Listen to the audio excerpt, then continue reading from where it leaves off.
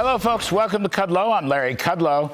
So, Pete Hegseth delivered President Trump a big win today on Capitol Hill in his confirmation hearing for Secretary of Defense.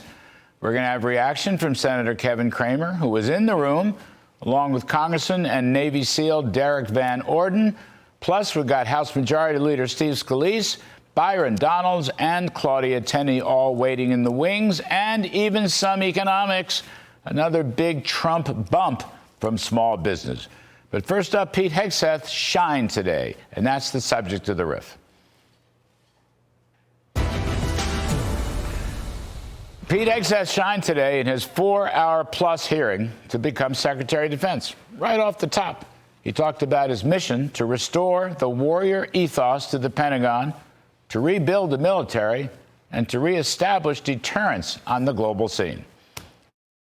When President Trump chose me for this position, the primary charge he gave me was to bring the warrior culture back to the Department of Defense.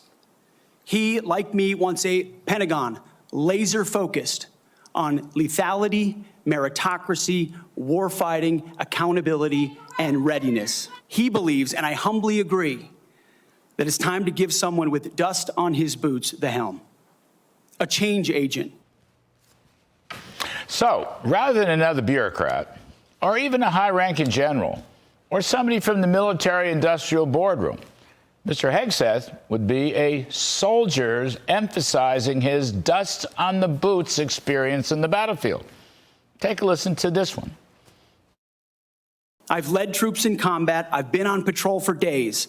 I've pulled a trigger downrange, heard bullets whiz by, flex-cuffed insurgents, called in close air support, led medevacs, dodged IEDs, pulled out dead bodies, and knelt before a battlefield cross. This is not academic for me. This is my life. And there you have it. Standards will be very high in a Hegseth Pentagon, but woke and DEI will be very low. Hegseth, a highly decorated veteran who served in both the Afghanistan and Iraq combat zones, said again and again he wants warriors, readiness, and lethality. Here's yet another clip from today's hearing. We won World War II with 7 4-star generals. Today we have 44 4-star generals. There's an inverse relationship between the size of staffs and victory on the battlefield. We don't need more bureaucracy at the top. We need more warfighters empowered at the bottom. Now, there will be fiscal audits to curb waste, but there's also going to be targeted spending increases in places like naval ships and nuclear deterrence and elsewhere in the Pentagon budget. And all the Democrats could do for the whole 4 hours was just attack him personally, quoting anonymous smears, never been proven. Democrats incredibly partisan. Not a single one showed any support for Hegseth. And yet, none of the Democrats acknowledged the Biden failures in Afghanistan or Russia-Ukraine or appeasement of Iran or faint-hearted support for Israel or standing up to China. Unbelievable.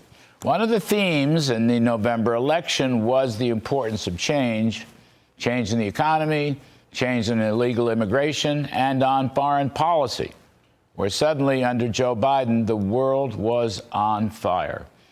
Hegseth's going to be an unconventional change agent at the Pentagon. He may even be a disruptor. It's what the country wants. And he is also a man of faith who, like the rest of us, has made mistakes in the past, but like all of us, sinners working to change himself. Take a listen to this. I'm not a perfect person, as has been acknowledged. Saved by the grace of God, by Jesus and Jenny.